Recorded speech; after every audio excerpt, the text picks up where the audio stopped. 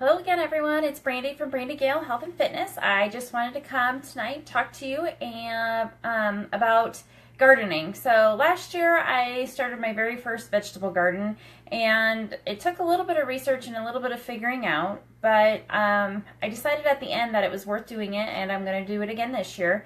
So I just wanted to kind of come and talk to you about the steps that I took and do a whole series on gardening and gardening for beginners, just because it's something that I enjoyed doing and I want to be able to share that with you.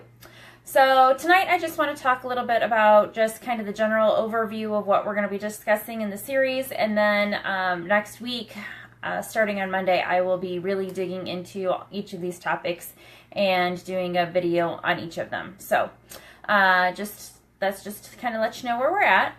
So, I've had friends that have done vegetable gardens, and I've seen friends or parents of my friends when I was growing up do gardens. My mom and dad did a little bit of planting, but not really a full-blown garden. So, I was kind of exposed to it when I was younger, but I didn't have to do a whole lot with it other than plant. So,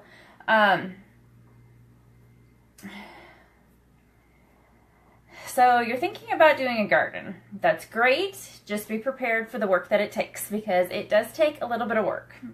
Actually, a lot of work. So like I said, today I'm just going to kind of do a quick overview on what needs to be done. So at first you have to pick a spot for your garden in your yard, and it's going to have to be a spot that has several hours of full sun so that the vegetables get enough light and are able to grow. And then you need to determine the size of this, or I should say, you can determine where it's going to go based on the size that you want the garden, and the size can be based on what you're planning on planting, or just on space that you have available. So I did kind of space that I had available, and I really wish I had a little bit more, but I'm working with what I've got. So, so once you've figured out where you're going to plant your garden, then you need to prepare your space for the garden. And like I said, I'm going to dig into this deeper, and there's a lot of steps for it. So tonight's just an overview, and like I said, we're really going to dig into it next week. But you need to just be ready to prepare your space for the garden.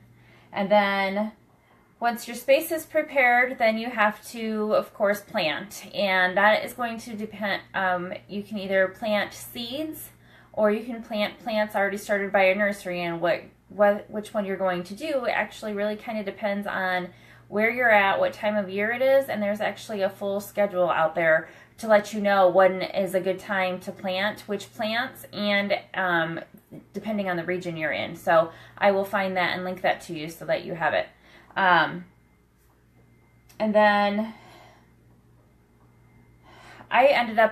this year I ended up buying plants from a nursery just because I had not gotten any started. So I find it easier to buy the plants. They're really not that expensive for the size of garden that I'm going to do. If you're going to do a larger garden, it very well may be worth your time to start the seeds. But if you're in the Midwest like me, it's probably a little bit too late to plant seeds, and you're going to have to buy plants this year. But next year you can think about doing your own. So now that you've got everything prepared and everything planted, now is where that was one part of the work, and now the continuing work comes in.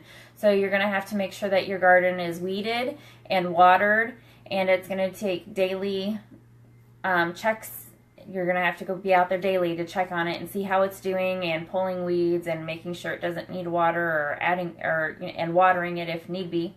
And then you're also going to check on the progress of your plants, and a lot of your plants will take 60 to 90 days to mature, and so that's about when you're going to be looking for fruit or for vegetables to be coming off of your plants. But in between there, like I said, you're going to have to water and weed, and that'll take, like I said, I think last year I spent maybe 15 minutes a day out there just kind of plucking any weeds that had come up. So not too terribly bad, but just a little bit, just so that you know you're going to have to be out there. And the less time you spend daily out there, it's going to add up really quickly, because those weeds grow really fast and they spread really fast. So if you don't stay on top of it, it's going to be a nightmare if you let it go for too long. And then, of course, last, you get to enjoy the fruits of your labor and enjoy your vegetables that you have grown. So join me Monday, and I will be talking a little bit more about finding a spot for your garden and preparing it. So I hope to see you then. Good night.